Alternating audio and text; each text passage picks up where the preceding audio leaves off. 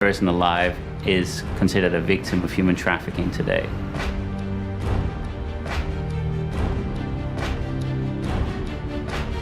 I didn't have choice because I believed them that they were going to hurt my family. Do you feel you're making progress? Absolutely. I have never been more excited about the possibilities of what we can do together.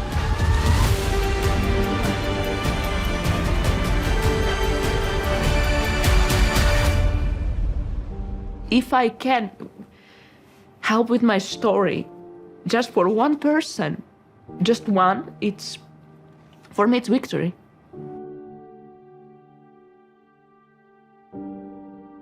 Joyce Meyer Ministries and our outreach arm, Hand of Hope, have been invested for many years now in fighting against human trafficking all over the world. And much of it started right here in Thessaloniki, Greece. You see, Chris and Nick Kane had a vision to make a difference in this huge problem that many people felt was too big to even tackle. And so we were able to jump along beside them and say, hey, let's see what we can all do together. And it's been a privilege now for 15 years, and we have seen incredible things happen. Now, you may be asking, what kind of a difference can I even make in a problem that's so big? Well, stay with us. I think you're going to hear some things that will amaze you.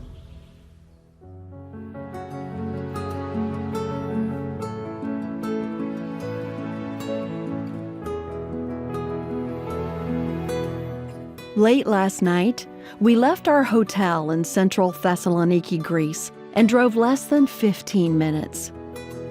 In just a few blocks, the scene changed. From a modern metropolitan area to one of filthy alleyways shrouded in shadow. A truly horrific place, Thessaloniki's red light district.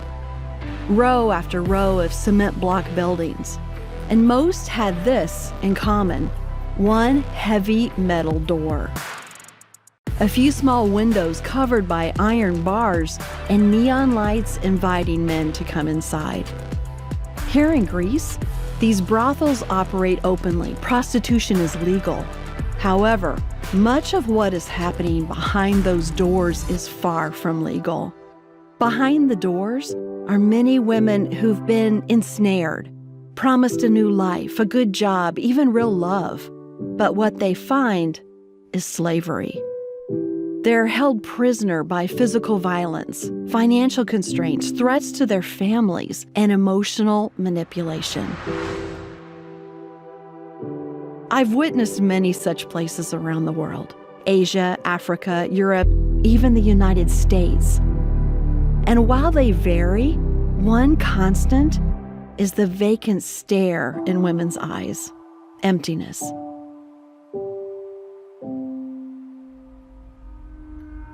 Every time we do this, it turns my stomach. But tonight, I realize that touch of nausea, well, it's a good thing. There are some things we can never grow accustomed to. God, please don't let this ever be just another red light district. My eyes keep going back to those metal doors. It almost doesn't seem real from this side, as men freely walk in and out. But she's right there.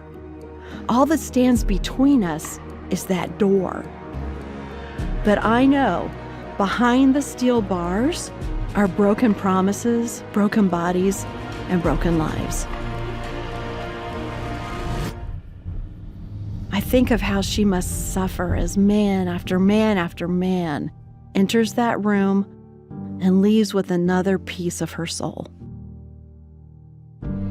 It's a lot to process, those doors that separate us. I have a choice. I can remain here on the outside, forget about what I've seen, and let those doors stand forever as safe separation. Or I can face the ugliness and do something.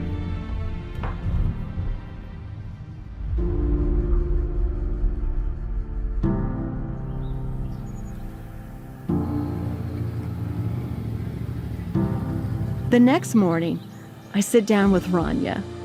Rania has lived behind those doors, if you can call it living. Ranya's not her real name. She can't share that for safety reasons and because her family has no idea what she's been through. As she put it, how could a mother survive knowing her child has experienced such terrible things? Would you like to tell me a little bit about your story? What brought you here? Sorry. When I was young, one of my schoolmates asked me if I would like to go to Greece for work in a hotel, just as cleaning lady. I said, of course, because it's big opportunity. So I came here, and in just few minutes, it all changed because we met other people, and they told to me and one other girl that we must work for the money, for the tickets. It was work in a brothel. We couldn't show that this is against us. They are pushing us to do this. They're telling you that we know if you leave, we know where you live in your country, where's your parents, we know everything about you. If you want to see them alive, you must work. And it was, I couldn't tell no. So they didn't think about us that we are human or something like that. We are just like some kind of robot. We must work and that's it. When I was with those people, I get pregnant. And when I was 8 weeks pregnant, they made abortion. I wanted this baby, but I didn't have choice. Because I believed them that they were gonna hurt my family. Even for the worst enemy, I wouldn't give not even 1 second of that life which I lived then. Not even 1 second. From other side, I'm telling thank God that I came here because I met, I can say, my second family. The girls from A21, because they are now my family. They are everything for me. Because if not them, I know that I wouldn't be now here, and that I can have normal job and be normal person with freedom and be for myself and be happy. I never thought about that.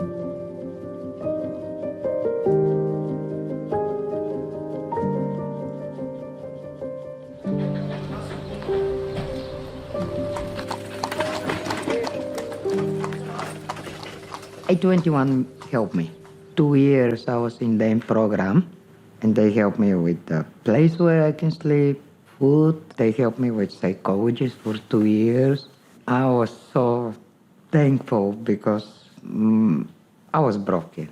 And when I listened Joyce Meyer, she said, it's not about how you start, it's about how you finish. Because I started no good. A21 and the Joyce Meyer's videos was helped me a lot of these years. It's been incredible to watch her journey of healing and restoration, and how from a broken person that was left on the streets, being full with hope, and that journey of restoration has been really incredible. Yeah. How did she become connected with A21 in particular? What was her trafficking story? She was drugged by a person she trusted, and she was placed in a hotel room where she was being sexually exploited. We were able to relocate her back to Bulgaria. And so this happened outside of Bulgaria? Yes, yes. It happened in a European country. When I was coming back from Bulgaria, they start help me. For 2 years, every day somebody work with you. Yeah. And this how they did it. That was love and commitment. Yeah. Was it difficult to trust in the beginning? Yes. I didn't trust nobody. I didn't trust myself. I didn't know who I am. Somebody did something good to me. I don't understand what is that. You saw a lot of terrible things, I'm sure. This is such a horrific thing that happens to people. It's so difficult to imagine how a woman overcomes a situation like this. because you've seen so many come through this, is it possible for her to really have healing, to start over and have a new life? Mm-hmm. It is possible. It's a long process, and that's why one of the goals of 821 is to have the holistic approach. Each staff is aware of trauma, and we also work with professional counselors that also help in the process. We do a lot of art therapy, which really helps because most of the time survivors don't want to talk much, and it's understandable. But when they start doing crafty things with their hands, then all of a sudden there is a conversation. They open up, they share more, and that's how trust is built. You said before that you didn't know who you were. Yep, Who are you now? I'm child of God, and He's my Father. How does knowing that change your life? Oh, love change.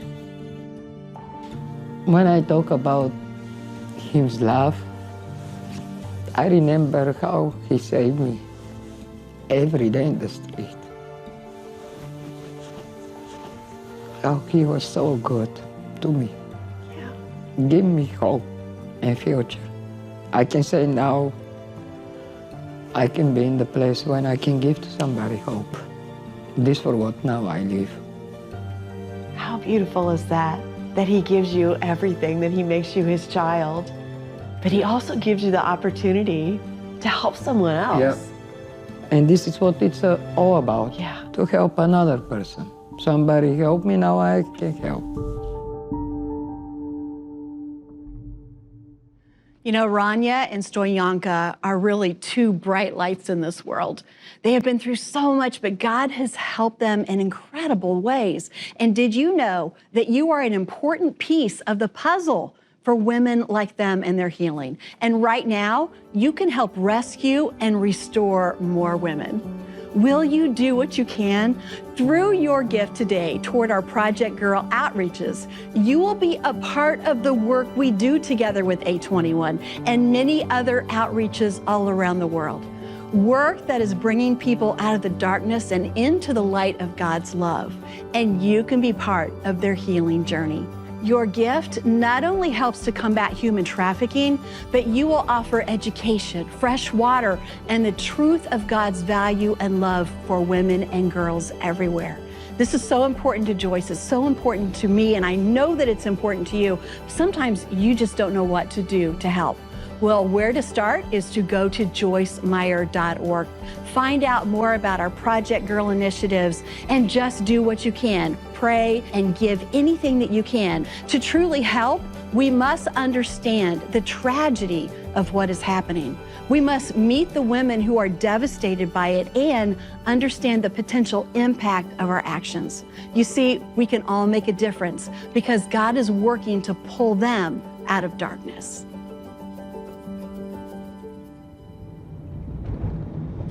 We've been in a whole lot of different types of red light districts, Yeah. trying to help women in different countries, and they're all so very different. Yeah. Whether it's a very impoverished country or it's in the United States, we still see the same look on women's faces of just emptiness and hopelessness. Yeah. You think of how long the journey is to learn who they really are. Absolutely. So you're rebuilding that self-image, that self-worth, because it's been absolutely torn to pieces and even rebuilt in a different way. Like we actually see a reconstruction of how people see themselves. It's demonic. And we're going to turn into one of the busiest streets here now, with where we will see a lot of brothels. And So what happens for most of these women during the day? these brothels run 24/7. Do they? Any day of the week, any time of the day. So there's definitely no rest, no time for healing, no time for anything. No. The other thing is that there can only be one woman working per address. What we are hearing from the victims that are being rescued is that there are many bedrooms in these places. The way that it's functioning is almost like a carousel. These rooms are being filled in many rooms, and the woman literally goes from one room to the next room where the next guy is ready, to the next room where the next guy is ready. So when we hear about some of these women being abused and forced to have sex with 20, 40, 50, 60 men a night. Oh my goodness. Even from a logistical standpoint, that is how that is facilitated. And the amount of women that you have to fill all of these places must be astounding. It is, and it's a whole system. We've often had victims who were rescued and they were moved all over the city and they have no clue where they were the whole time. We've seen this happen as well. Like in their process of being broken into this, the trafficker will bring in people dressed like law enforcement and they will try to trick them to trust them, to open up. So complete emotional manipulation. Complete. So you're removing every sense of self-worth, every sense of trust in authority, every sense of trust in other people. You cannot even fathom the mindset and the physical trauma these poor people are going through. It's absolutely heartbreaking news. Many of them will talk about how they have learned to kind of zone out and actually not be present in their mind, but just kind of switch off, and they don't know how long they've been there or how long they've been working for. So what is the most successful route that you find for women to come out of a place like this? Yeah, often it is when they are arrested or they get put in a detention center because they don't have legal permission to be in the country or something like that. Something where they're removed from the environment, but where we can interact with them to make them realize, hey, you did not choose this. Right. You were actually taken advantage of. They exploited you. But that's a journey. Yeah. Yeah, and it can be a long one. Do you feel you're making progress? Absolutely. I have never been more excited about the future and the possibilities of what we can do together. We've worked here now for 15 years, and we've seen an incredible partnership with law enforcement, partnership with the government at the highest level, where we are training law enforcement in the police academy, where we are working with labor inspectors, where we are working to improve legislation and laws in the country. What an accomplishment. Yeah. I mean, that in itself is so important and really amazing. Yeah. That God's opening those kind of doors. Yeah. For 12 years now, we have operated the National Human Trafficking Hotline in Greece. This is not just a hotline where victims can call and find help. They can do that. But it is a resource line for the general public. They can call and report what they've seen. Law enforcement, they call us. They're like, we have someone here, we think they might be a victim. What should we do? And so they're coming to us for that assistance and help. And we can actually collaborate very closely like that to actually see a case brought through. You had some amazing results not long ago with a large rescue at a hotel. Tell me about that. We received an email from a lady who managed to escape by herself, and she left the country. And she stated that there is a hotel in Athens where there are located many girls who have been trafficked. We sent this information to the police, and as a result, 15 women from Latin America were rescued. When you hear a story like this, sex trafficking at a well-known hotel, it could give you that feeling of, wow, this is just everywhere. It's too big to fight. It is too big, indeed. But we focus on the one person that will be rescued. And we focus to this one girl who will be willing to change her life. I don't think I have words to express how it feels like seeing people gain their freedom back.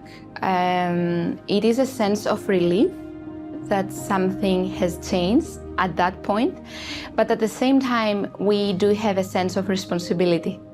And we are trying our best, the team is trying our best to show them genuine love and care. When we do see a victim find freedom, it's a big deal. When we win a court case and see traffickers find justice for their crimes, that's a victory. And we need to remember all those moments along the way that's so important, down to a survivor finding a job or starting a family, having a child, or finishing an education. Whatever it is, we got to focus on these things. When we were here not too many years ago, we came to a shelter. And you still have that available for people who need it. But now the Freedom Center is kind of the next logical evolution of a better way to make something available where the people feel their own freedom. It's all about making them feel at home, right? We found that the shelter model works really well in those emergency situations, those very early moments of just coming out of human trafficking, where you come out of a very extreme situation that may be need for medical care, and perhaps that there's an investigation going on where a trafficker is still free and roaming, and so there's a security element to that as well. And so we needed to find another model to have the longevity of our care. The Freedom Center is all about empowerment, it's about utilizing the services of the community. So we are partnering with legal services, with schools, with counselors, with dentists, with all the different services that are needed to actually help people forward.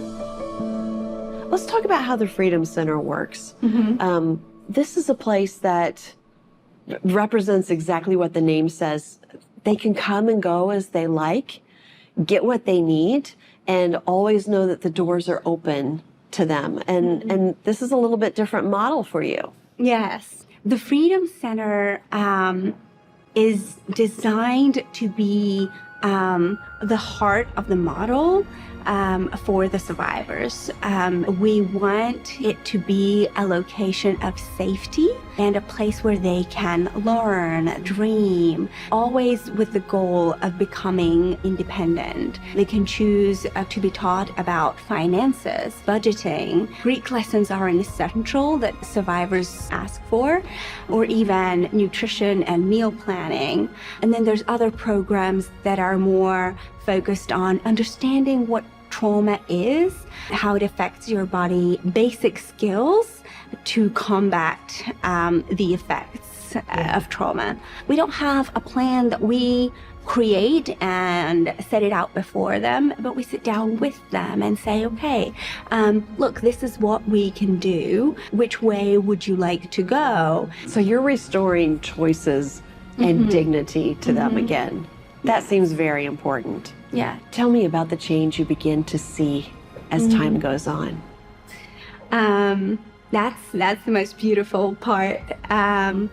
Seeing the change in eye contact is the first thing. You know, in the beginning, early days, they avoid eye contact. When that starts to change, when interactions become a lot more friendly, but also when you can see when she has relaxed enough to be able to share a little bit about what's going on inside of her, rather than the facts only. Do you remember the first day that you came here? Yeah.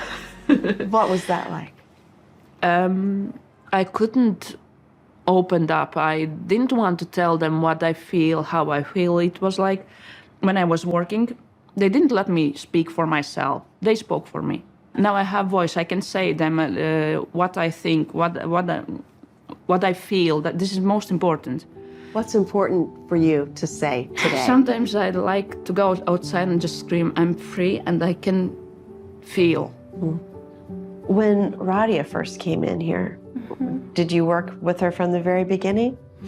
Yes. When I met her, I could see the pain in her eyes, but at the same time, I could see a woman that she really needed support, and she's a strong heart. How did you nurture those things in her, the strength and the potential that you could see in her that she could no longer see in herself? After all the situations that she had been through, she had forgotten her value, what she's capable of. And when a survivor realizes that we really want to give love and care, I think this is the key. In the start, she was just, I could say, my doctor. Now she's more than a friend. From the day one, beside me. She showed you unconditional love? Yes. I didn't believe her at first. Not a word. But still she is helping me. If I'm not okay, if I just have doubts about my work, about my personal life, she will gonna push me in the way she knows how to push me. And this is the most important.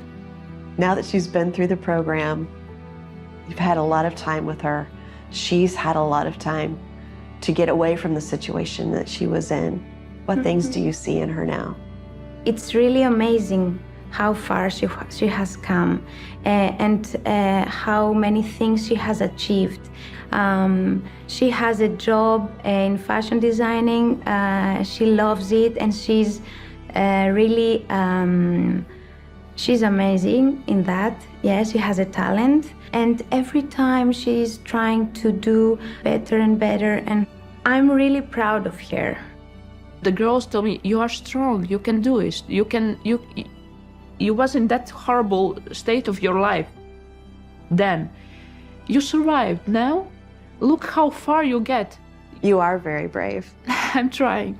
If I can help with my story, just for one person, just one, for me it's victory. Because if just one person will gonna think, oh my God, this is happening. It will help so many people. I hope so. Undoubtedly. I hope so. You know, I've had the honor to sit down with women like Rania all over the world. When they share their stories, it's really a gift. It means so much. And what keeps us going is knowing that even in such terrible situations, we can make a difference. You see, this is so important to Joyce because of the experience that she had in her childhood, the sexual abuse that she endured, and the healing that God has brought her. It's important to me because I can just imagine my daughters or my granddaughter in a situation like this. The question is, what makes it important to you? You need to put a face to this. You need to think why it matters, because these women deserve for you to reach out and help them. We want all women to know that they have value, that you have value, and that you can do something important. One thing you can do is to join us today. Your gift toward our Project Girl initiative through Joyce Meyer Hand of Hope is going to make such a difference. It will help in situations like this, working with A21 all over the world and in many other places. It will also provide fresh, clean water, education, all those things that are so important in the lives of women and girls today. So we just want you to know that you have value, that we appreciate and love you, and that you can make a difference. Have you been looking for a 365-day devotional? Well, look no further than the Promises for Your Everyday Life devotional from Joyce Meyer. There's a focus verse for all 365 days of the year, along with a prayer starter. Get your copy of Promises for Your Everyday Life devotional at joycemeyer.org/365devo. The biggest thing that we need to do is learn how to think like God thinks, and the only way you can do that is by knowing the Word of God.